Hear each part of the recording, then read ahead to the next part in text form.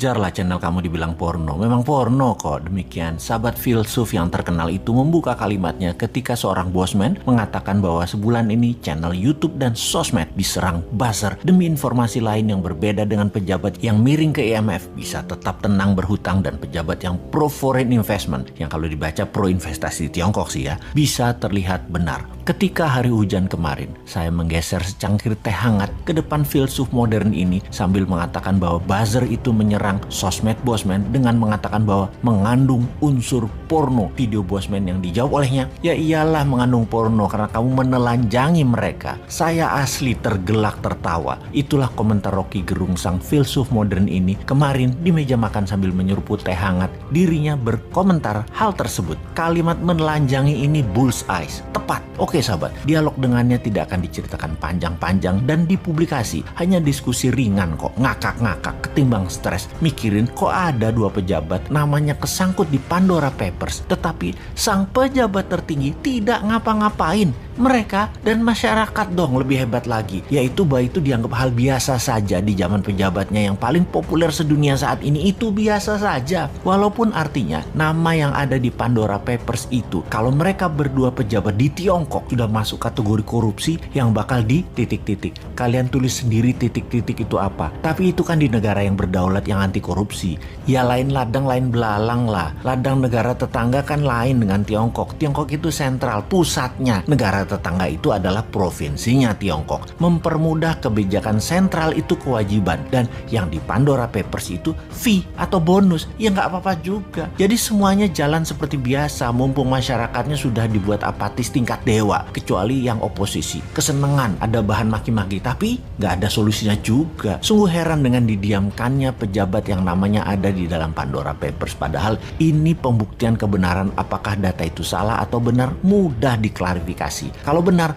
keduanya harus dipidanakan. Pandora Papers adalah skandal penghindaran pajak terbesar, paling dahsyat dalam sejarah manusia. Melibatkan uang 11.000 triliun dolar yang sebagian besar disembunyikan oleh para pejabat negara. Dua orang pejabat negara Republik Indonesia terlibat dalam kasus ini. Ini kasus harus diklarifikasi. Pandora Papers, dunia menyebutnya sebagai skandal penghindaran pajak, juga dirty money hasil dari fee, penyalahgunaan kekuasaan, serta menyembunyikan uang haram. Di sisi lain, inilah jurus upaya dunia untuk membersihkan uang kotor atau dirty money yang bersumber dari kejahatan pajak dan segala turunannya. Bagi Indonesia, apakah ini sebuah skandal besar? Yang jelas ini aib bagi pejabat negara, karena penghindaran pajak oleh pejabat negara terjadi tepat di saat pemerintah sendiri sedang mengkampanyekan disiplin pajak, taat pajak bagi segenap rakyat Indonesia. Ini menjadi aib bagi pemerintah karena kedua pejabat menteri tersebut masih ada di kabinet dan belum mau mengumumkan jumlah uang yang mereka tempatkan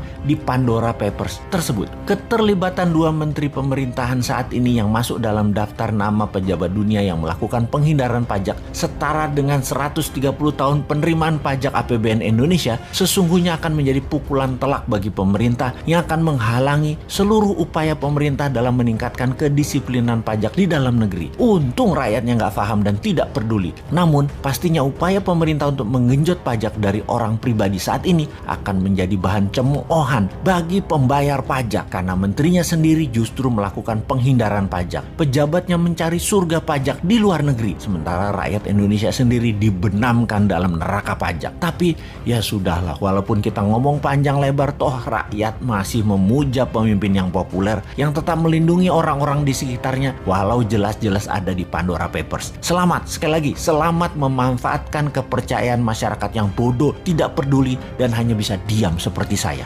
Data statistik didapat dari Kementerian Perdagangan dan juga dari Kementerian Perindustrian bahwa 85% bahan baku industri nasional Indonesia importnya dari Tiongkok. Satu lagi, kalau trading, beli barang jadi untuk dijual lagi, ternyata 70% juga barangnya dibelinya dari Tiongkok. Kita perjelas, bahan baku industri artinya bahan setengah jadi. Kalau trading itu bahan jadi utuh tinggal jual. Sedangkan kalau Indonesia ekspor keluar itu bahan mentah alam ke Tiongkok yang dibikin setengah jadi oleh Tiongkok lalu diimpor balik ke Indonesia sebagai bahan baku industri atau barang jadi. Bahan baku tadi yang balik itu 50%-nya dari 85% bahan baku industri. Kita diputer-puter barang sendiri sesungguhnya. Tiongkok untung di tengahnya. Hebat Tiongkok. Ini negara tetangga kita ini bernegaranya kok kayak provinsi jadinya ya? Apa Tiongkok segitu hebatnya? Atau negara tetangga segitu lemahnya bernegaranya, terlalu urusin politik dalam negeri sehingga ekonominya dibuat dalam tanda petik bergantung dengan Tiongkok? Nggak heran transaksinya pakai yuan. Baru ngeh saya juga, multi currency atau mata uang yang berlaku di banyak negara seperti yen, dolar, dan euro memang tidak diperlukan kalau kayak gitu. Ya itulah kenapa istilah provinsi itu muncul. Timur nih, kalau Newman yang pegang mandat, 95% kebutuhan negaranya tergantung rupiah dan barang dari Indonesia. Jadi tanpa perlu diintegrasi penyatuan kembali Timur ke wilayah Indonesia, ya Timur sudah jadi provinsi lagi. Sama seperti Gajah Mada menyatukan Nusantara juga bukan pakai military approach, tetapi pakai economic approach, pakai emasnya Majapahit. Atau istilah ini adalah semua dalam buku Akademi Militer, namanya kolonialisasi 5.0, seperti yang dilakukan oleh Tiongkok. Kolonialisasi 5.0 pakai yuannya Tiongkok. Itu adalah economic approach. Negara tetangga itu jadinya ya kalah diplomasi, kalah strategi, kalah ekonomi, puncaknya ya kalah kedaulatan.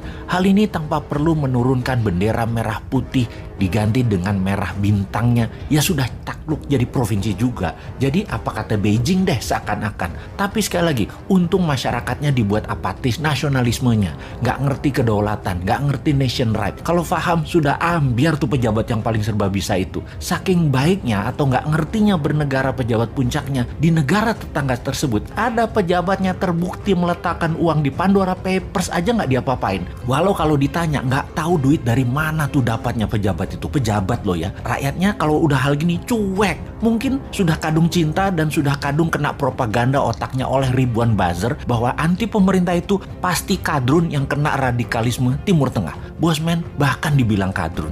Lah wudhu aja belum lengkap, ilmu agama tipis dibilang kadrun. Padahal kelompok oposisi yang kerjanya ngeritik tanpa solusi juga dihantam sama Bosman dengan pertanyaan sederhana. Lalu solusinya apa? Kepada para oposisi. Kalau solusinya hanya ganti pejabat, ganti pemimpin, sama aja nanti. Pasti bingung juga dan hutang lagi ketika penggantinya baru pejabat dari sisi oposisi. Sama pasti. Jadi bagaimana mengembalikan kedaulatan bernegara tanpa bergantung kepada satu negara yang saat ini menjadikan negara tetangga provinsinya Tiongkok. Secara terselubung, ya terus dibungkus rapih dengan kebinekaan saat ini. Sahabat, buka pikiran putra-putri bangsa Indonesia dengan melihat dunia. Mereka kita buat tinggal di Eropa, tinggal di Amerika Utara, tinggal di Amerika Selatan, di Asia dan negara Asia Timur.